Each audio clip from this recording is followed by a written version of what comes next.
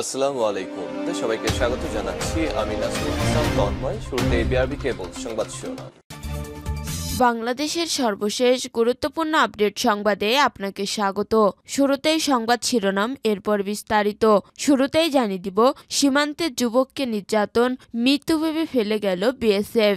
ঝিনাইদহের মহিষপুরে শারীরিক নির্যাতনের পর মৃত্যু ভেবে বিল্লাল নামে এক বাংলাদেশি যুবককে ফেলে রেখে গেছে বিএসএফ। বৃহস্পতিবার দুপুরে উপজেলার বাগাডাঙ্গা সীমান্তে এ ঘটনা ঘটে। বিষয়টি নিশ্চিত করেছেন মহিষপুরে ৫৮ বিজিবি অধিনায়ক লেফটেন্যান্ট কর্নেল রফিকুল আলম। এরপর জানিয়ে দিব, আরাকান আর্মির হাতে জিম্মি থাকা ২৯ জেলেকে ফেরত আনল বিজিবি। মায়ানমারের সশস্ত্র বিদ্রোহী গোষ্ঠী আরাকান আর্মির হাতে জিম্মি থাকা ২৯ জেলেকে ফেরত এনেছে টেকনাফ ব্যাটালিয়ন ২ বিজিবি। বৃহস্পতিবার ২৭ ফেব্রুয়ারি বিকেলে শাহপরীর দ্বীপ সংলগ্ন নাফ নদীতে বাংলাদেশ মায়ানমার সীমান্তে শূন্যরেখায় আরাকান আর্মি বিজিবির কাছে তাদের হাতে আটক ২৯ জন জেলে ও মাঝি মাল্লাকে হস্তান্তর করে। এরপর জানিয়ে দিব, রাজধানীতে সাঁড়াশি অভিযানে গ্রেপ্তার ২৫৬। রাজধানীর বিভিন্ন এলাকায় সাঁড়াশি অভিযান চালিয়ে নানা অপরাধে জড়িত ২৫৬ জনকে গ্রেপ্তার করেছে আইন শৃঙ্খলা বাহিনী। এতে ২৪ ঘন্টায় মহানগরীর বিভিন্ন স্থানে সাঁড়াশি অভিযান চালিয়ে তাদের গ্রেপ্তার করা হয়। এদিকে রাতে গোপালগঞ্জে মহাসড়ক অবরোধ, গাড়ি ভাঙচুর। ঢাকা খুলনা মহাসড়কের গোপালগঞ্জের সদর উপজেলায় বাসচাপায় মাবিয়া বেগম ৫৫ নামের এক বৃদ্ধা নিহত হয়েছেন। এ ঘটনায় গাড়ি ভাঙচুর করে সড়ক অবরোধ করে বিক্ষুব্ধ স্থানীয়রা। এরপর জানিয়ে দিব, মধ্যরাতে শেওড়াপাড়া গ্রামে স্টেশনের পাশের কাঁচা বাজারে ভয়াবহ আগুন। রাজধানীর মিরপুরের শেওড়াপাড়া গ্রামের মেট্রো স্টেশনের পাশে কাঁচা বাজারে আগুন লাগার ঘটনা ঘটেছে। পরে ফায়ার সার্ভিসের ৮টি ইউনিট প্রায় ৪৫ মিনিটের চেষ্টায় আগুন নিয়ন্ত্রণে আনে। বৃহস্পতিবার ২৭ ফেব্রুয়ারি দিবাগত রাত ২টা ৪২ এই আগুন লাগে। এবং সর্বশেষ জানিয়ে দিব, নতুন রাজনৈতিক দল এনসিপির আত্মপ্রকাশ অনুষ্ঠানে ডক্টর ইউনূসকে আমন্ত্রণ। বৈষম্যবিরোধী ছাত্র আন্দোলন ও জাতীয় নাগরিক কমিটির সমন্বয়ে তরুণদের নতুন একটি রাজনৈতিক দল আত্মপ্রকাশ হতে যাচ্ছে। নতুন রাজনৈতিক দল জাতীয় নাগরিক কমিটি পার্টি এনসিপি শুক্রবার ২৮ ফেব্রুয়ারি বিকেলে রাজধানীর মানিক মিয়া অ্যাভিনিউয়ে নতুন এই দলের আত্মপ্রকাশ অনুষ্ঠিত হবে। প্রিয় দর্শক, এতক্ষণ শুনছিলেন সংবাদ শিরোনাম, এরপর বিস্তারিত। তবে তার আগে বন্ধু জানিয়ে দিন আপনি কোন স্থান থেকে আমাদের সংবাদটি দেখছেন এবং শুনছেন। জানিয়ে দিন এই সংবাদ সম্পর্কে আপনার মূল্যবান মতামত। আর বন্ধু, আপনি যদি আমাদের চ্যানেলে নতুন হয়ে থাকেন তাহলে ভিডিওটি দেখতে দেখতে চ্যানেলটি সাবস্ক্রাইব করে রাখুন, যাতে করে আমাদের পরবর্তী সংবাদগুলো সবার আগে আপনার কাছে পৌঁছে যায়। এবারে বিস্তারিত। সীমান্তে যুবককে নির্যাতন, মৃত্যু ভেবে ফেলে গেল বিএসএফ।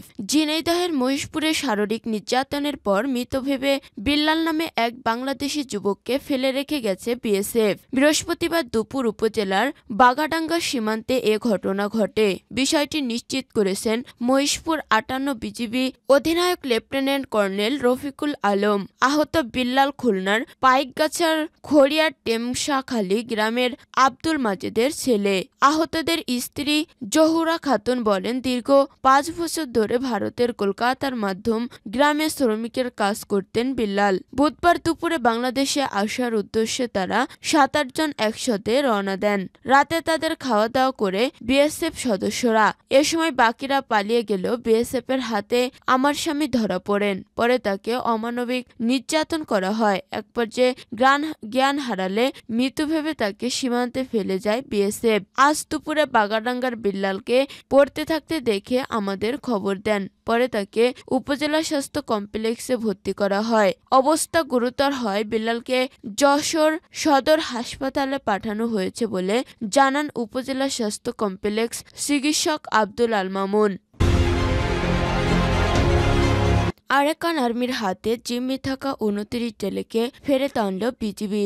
মায়ানমারের সশস্ত্র বিদ্রোহী গোষ্ঠী আরাকান আর্মির হাতে জিম্মি থাকা ২৯ জেলেকে ফেরত এনেছে টেকনাফ ব্যাটালিয়ন ২ বিজিবি। বৃহস্পতিবার ২৭ ফেব্রুয়ারি বিকেল শাহপরীর দ্বীপ সংলগ্ন নাফ নদীতে বাংলাদেশ মায়ানমার সীমান্তের শূন্যরেখায় আরাকান আর্মি বিজিবির হাতে তাদের আটক ২৯ জন জেলে ও মাঝি মাল্লাকে হস্তান্তর করে। পরে বিজিবি তাদেরকে ট্রলারে করে টেকনাফ জেটি ঘাটে নিয়ে আসে। ফেরত আসা জেলেদের মধ্যে ১৫ জন বাংলাদেশি নাগরিক, বাকি ১৪ জন এফডিএম এর সদস্য।